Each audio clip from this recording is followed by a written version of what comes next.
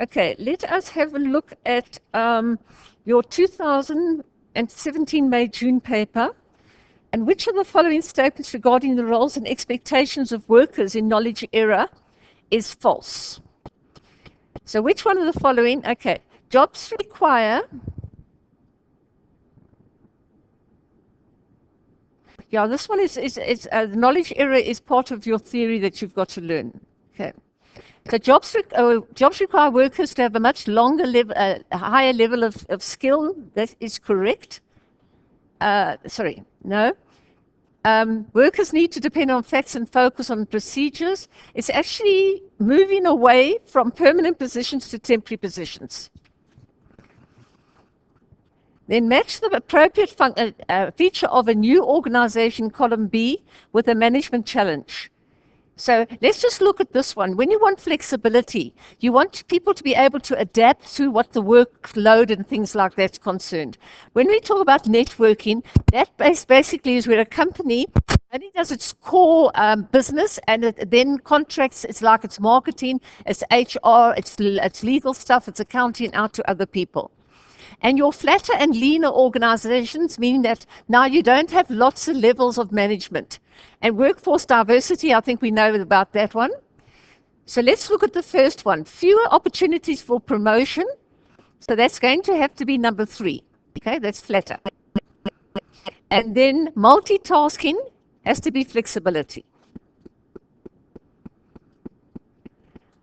So the next question is asking us the step 5 in Kotter. Please go and learn Kotter, because you see they're asking this again. What is the steps? And the third step is 3. Empower those who want to embrace change.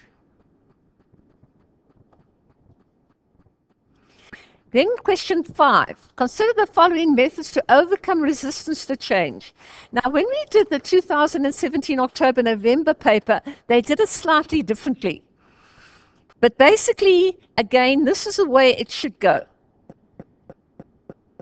This is the first step, education and communication. Then participation and involvement. Then support.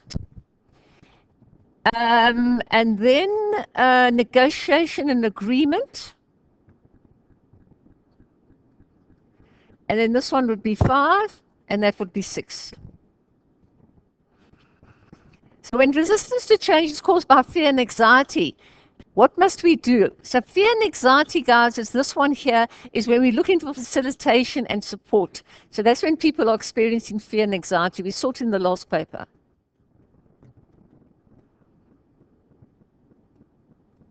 So that's D. The method that involves giving an individual leader a role in the implementation of change initiative, not to obtain participation of the individual. Because if you want participation of the individual, it's got to be this one here. So I think it's number C. Why did I go for number 1? A.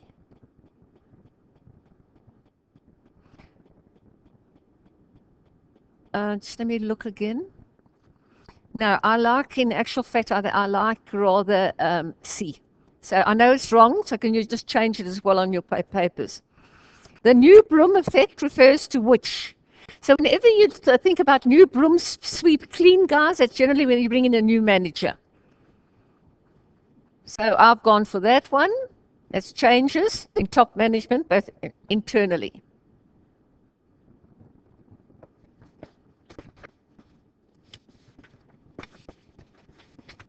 All right, now this one again, remember they're asking, they're punctuated, incremental, revolutionary. So they say managers initiate and implement this type of change when preparing for changes in the organization's environment. So if you're planning to do it, you're preparing to do it, then you obviously are doing plan change. Now, in the last paper, I said to you guys, there's a table there. Please go and have a look where you've got Quinn and McGrath and you've got this guy. There are 4 of them. Go and make sure that you know what they're talking about. So the Quinn and McGrath, they talk about 4 types of culture, and it's this one here. I want you to go into your book, or my notes, I think I've got it as well. In actual fact, I think it's on page 26 of my notes if you want to look. And then the other one is for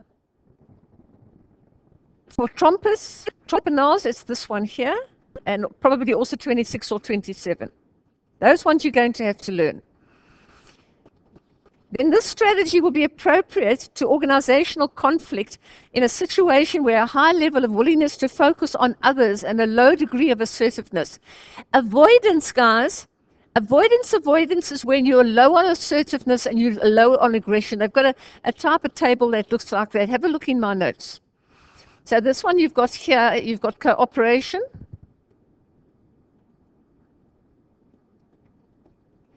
And here you've got assertiveness.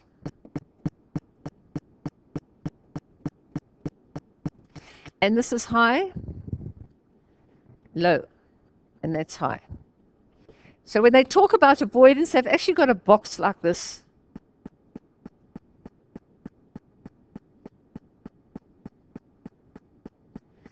And here, this is your low. These are avoiders. So these are people that are sitting in this box. They've got low avoidance. Sorry, they've got high avoidance. This should be an H, I think, and that should be an L. Okay. Collaboration is I win, you win.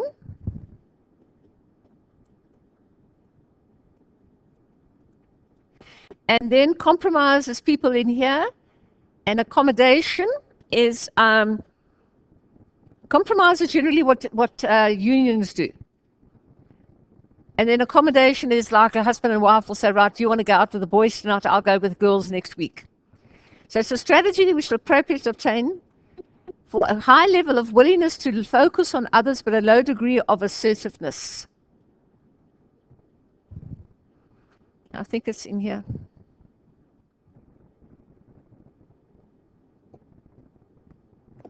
I think it's accommodation when I'm looking now. So please can you change that as well? Hey? It's accommodation.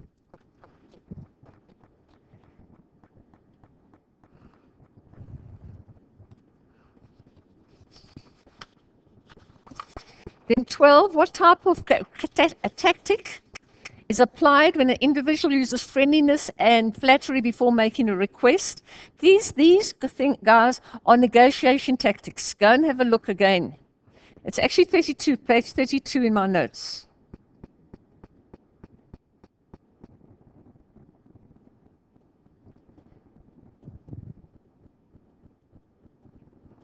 So it's actually that one there. Which one of the following influence tactics involves the agent using the support of others as an argument? This one here is going to be coalition, so go please study these. Whenever you see Max Weber, guys, that's the guy that does bureaucratic. Admitted 3 types of authority, namely charismatic, traditional.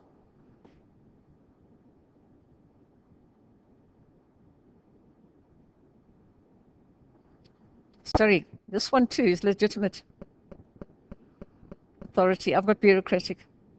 Because it's got to, you know, they talk about this is the organizational structure that he's talking about as bureaucratic.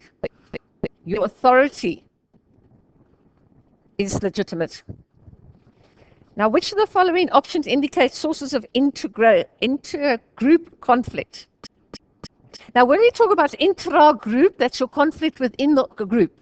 When you talk about intergroup conflict, they're talking about between groups. So it's going to be that one.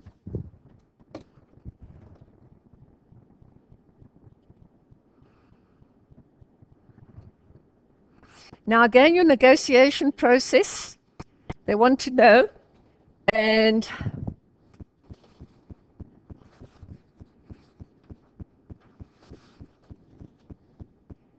so this one is number 1, that is number 2, that is number 3, and that is number 4. So it's asking you to consider the following steps that occur in the second and final phase of negotiation. Place the steps in negotiation phase listed in order, sequential. So that's got to be B. We did this in the other paper as well. The strategic analysis phase of the strategic management process has 3 steps. requires managers to think about ways to carry their organization into the future.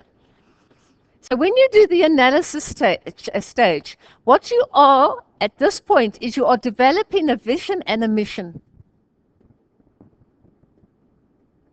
So they're asking, there are 3 steps require managers to think about the ways to carry their organization into the future. So they can't do it if they haven't got a vision. And then 18, this is an integrated model of how organization conducts its business. Now, if you look at this one, we had it in the last paper. Strategic leadership, whenever you see strategic, guys, is taking people into the future. Operation is the now.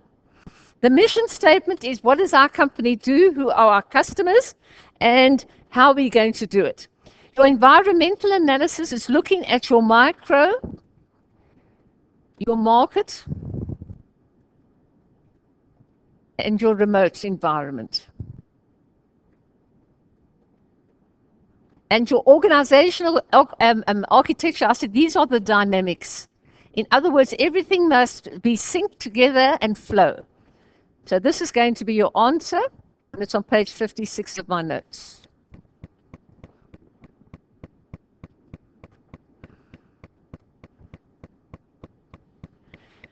But the next one is also popular at your Boston grid. This isn't your Boston grid, sorry. Yeah, it is.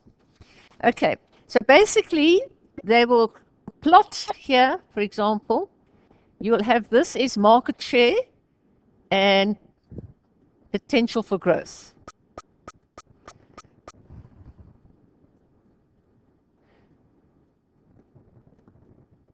And they've also got a quadrant here and there. Here you'll have your cash cows because they've got, this is the one with the high here. There's your cash cows. They've got high market share. This is like tastic rice. They've got high market share and there's very limited growth for them. If you're looking at your stars have got high market share. So they're generally sitting there. So in this one here, if we look at your stars, a strategic with a high market share and high market growth. So that's going to be your stars. Have a look at your cash cows. They are strategic business with high market share but a low market growth. So that's going to be your cash cows. Now we did the group norming and forming. So in which stage of the group the team development members become more assertive? Not when they form. When they form, they just want to be liked. Norming is when everybody knows what their role is. Storming, this is when the people start questioning other people's authority. So there's your storming. And number 22, the group behavior model depicts 5 variables. So this model, what it does, you just got to go and have a look at it. It's on page 84 of my notes. It is number 1. It influences the development and effectiveness of groups in organizations. A variable that defines group structure. Now we did this before. They just asked it the opposite way around.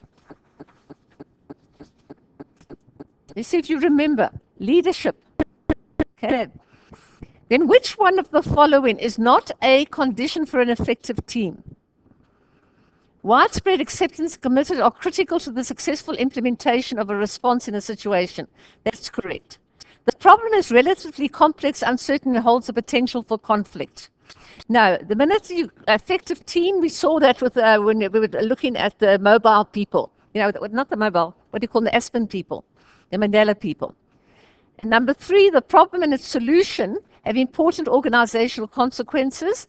They are tight and immediate deadlines. So it's this one here, number 2. So as I said, this is a repeat. I'm going to go down and I'm going to go into the October-November 2016 paper is where I actually answered this. So we're going to change papers. So let me just